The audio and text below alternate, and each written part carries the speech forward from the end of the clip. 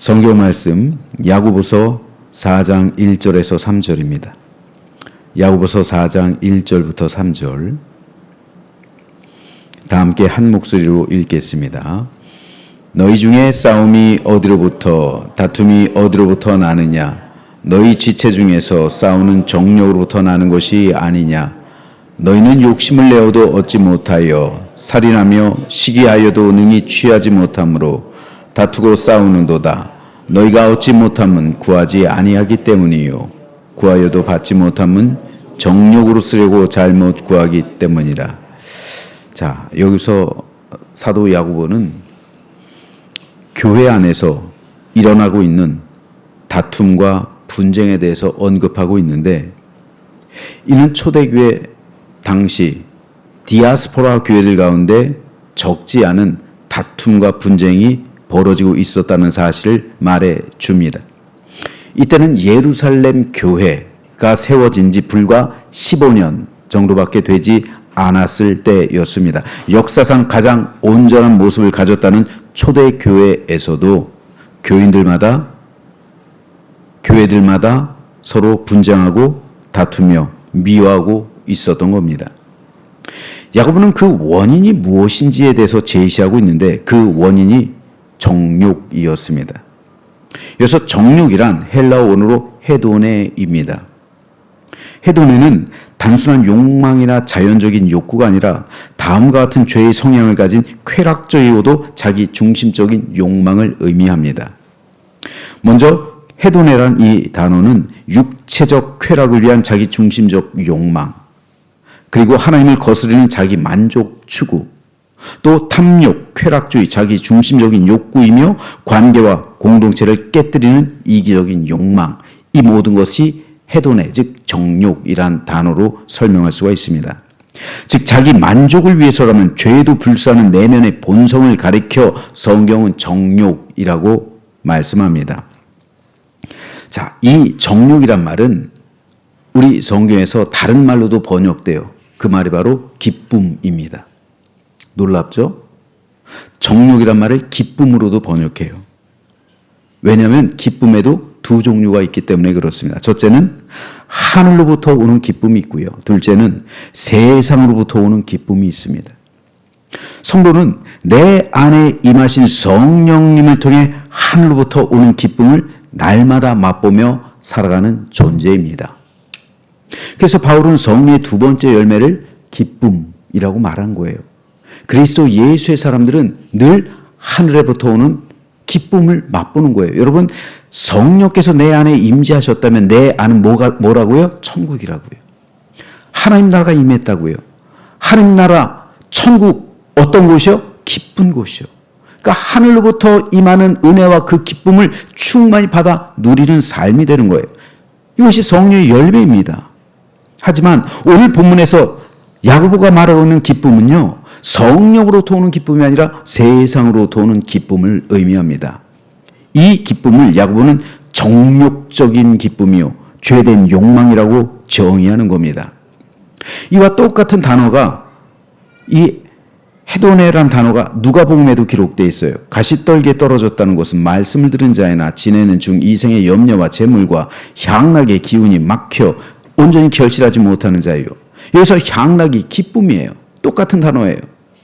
즉 세상으로부터는 기쁨에 막힌단 말이에요. 뭐가요? 우리 믿음이요. 말씀을 들었어요.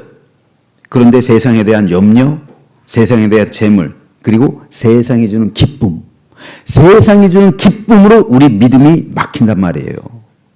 세상이 주는 기쁨을 구하기 때문에 우리 믿음이 결실을 맺지 못한단 말입니다.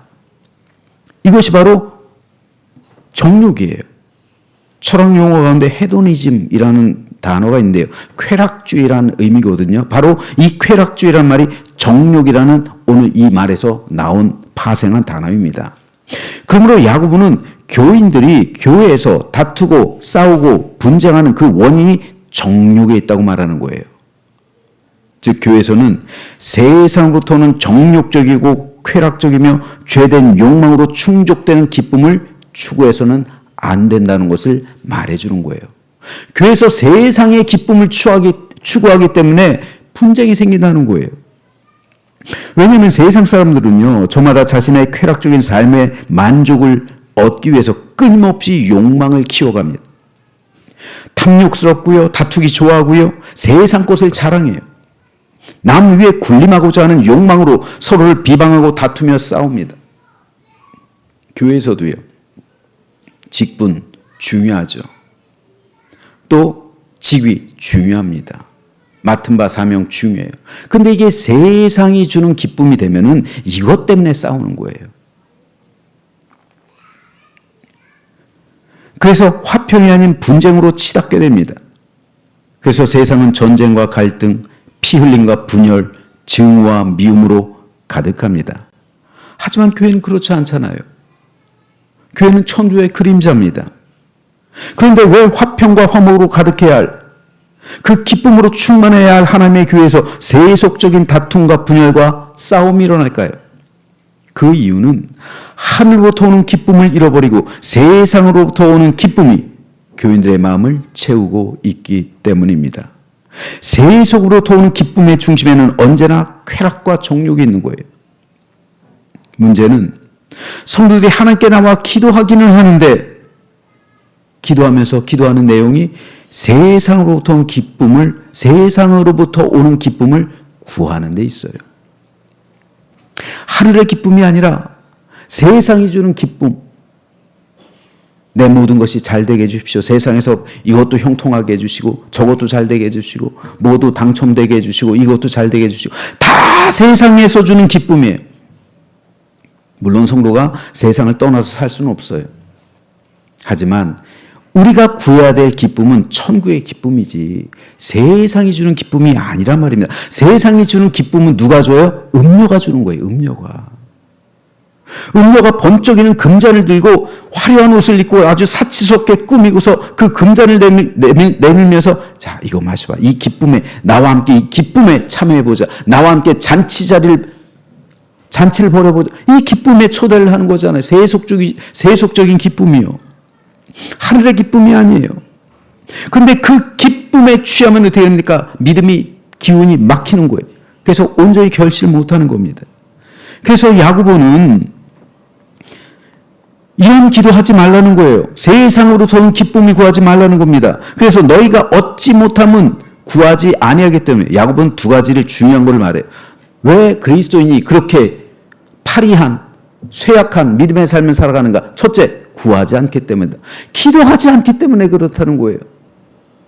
모든 교회와 성도의 문제가 이거라는 겁니다. 기도하지 않기 때문에 그렇다는 거예요. 그런데 이것만큼 더 중요한 두 번째 문제는요. 기도하는데도 못 얻는 이유는 뭐냐? 정욕으로 쓰려고, 다시 말해서 세상의 기쁨을 구하고 있기 때문에 기도를 하긴 하는데 세상 것을 기도하기 때문에 하나님께서 응답하지 않는다는 거예요. 예수님께서는 분명 구하라 그러면 너에게 주실 것이다. 찾으라 그리하면 찾아낼 것이다. 문을 두드리라 그리하면 너에게 열릴 것이니 구하는 이마다 받을 것이요 찾는 이는 찾아낼 것이요 두드리는 이에게는 열릴 것이다 말씀하셨어요. 주님의 이 말씀은 분명 기도 응답에 대한 약속입니다. 그런데 오늘 본문에서 야고보는 구해도 받지 못하는 이유를 말해요. 그 이유는 정욕으로 쓰려고 세상의 기쁨을 구하기 때문에 하나님께서는 그걸 주시지 않는다는 거예요. 세상의 쾌락과 육신의 정욕과 이생의 자랑, 이 세속의 기쁨을 위해 하나님께 간구하는 것 하나님께서 들어주지 않는다는 거예요. 받지 못한다는 겁니다.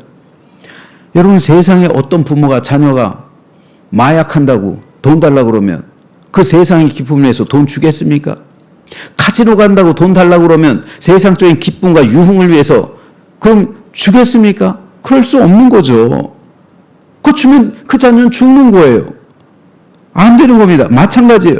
세상으로부터 오는 기쁨을 위해 성도가 하나님께 기도한다면 하나님께서 그 요청을 들어주실 수가 없는 거예요. 지금 야고보가 말하고 있는 것이 바로 이겁니다. 세상 기쁨 구하지 말라는 거예요.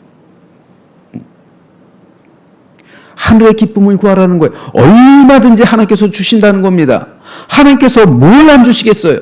하늘의 기쁨을 구하고 하나님의 영광을 구하고 하나님의 기쁨을 구하고 하나님의 자랑이 되는 삶을 구할 때 하나님께서 다 없는 하나님의 은혜를 주시는 거예요. 그럼 우리는 기도한 다음에 반드시 우리 기도를 한번 점검해 봐야 돼요. 우리 기도를 점검해 볼 수 있는 한 가지 단어가 있어요. 왜? 라는 물음이에요. 왜? 한번 하나님의 입장이 돼서 우리의 기도를 한번 점검해 보세요. 왜? 기도를 열심히 했습니다. 그리고 하나님의 입장에서 한번 물어보세요. 나 자신에게. 왜? 왜 내가 너의 기도를 들어줘야 되는데? 너 그 기도 응답받고 뭐 하려고? 기도 응답받고 난 후 그래 그거 가지고 어떻게 하려고? 물어봐야 되는. 세상으로부터 오는 기쁨을 얻게 되었다면 그 이후 내 영혼 어떻게 될까요? 내 믿음 어떻게 될까요? 아마 대부분 세상이 주는 기쁨 가운데 하나님의 마음을 아프게 하고 믿음에서 멀어져가는 삶을 살아가게 될 겁니다. 이건 하나님의 기쁨이 될 수가 없어요. 진정한 기도 응답은요, 나도 기뻐야 되지만 하나님도 기뻐야 되는 거예요. 하나님도. 우리 하나님께도 영광이 되어야 되는 거예요. 내 기도의 응답을 내가 진정으로 기도 응답이 되었다면 나의 삶도 하늘로부터 오는 기쁨으로 충만해야 되는 것이고, 그때 하나님께서도 기뻐하시는 거, 하나님께서도 영광 받으시는 거예요. 나만 기뻐서는 되는 게 아니라, 나만 기쁜 건 뭡니까? 세상의 기쁨. 세상의 기쁨입니다. 그리고 성도는 반드시 하늘로부터 오는 기쁨을 구해야 합니다. 이것은 지혜도 마찬가지예요. 지혜도요, 세상에 속한 지혜가 있고 하늘로부터 임하는 지혜가 있어요.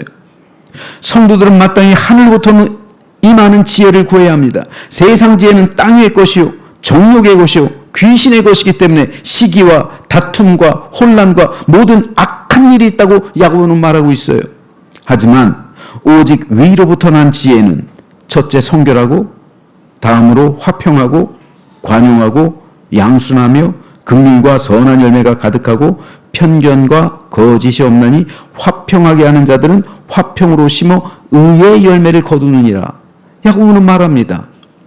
그러므로 성도는 세상으로부터는 기쁨을 추구하고, 또한 추구하거나 세상의 지혜로 살아가는 삶을 멈추고 하늘로부터 오는 기쁨을 구하며 하늘의 지혜로 살아가야 합니다. 그럴 때 나의 삶, 우리 가정, 또한 하나님의 교회는 화평과 화목이 가득하게 되고 참된 기쁨과 감사와 축복과 사랑과 은혜로 가득해질 줄로 믿습니다.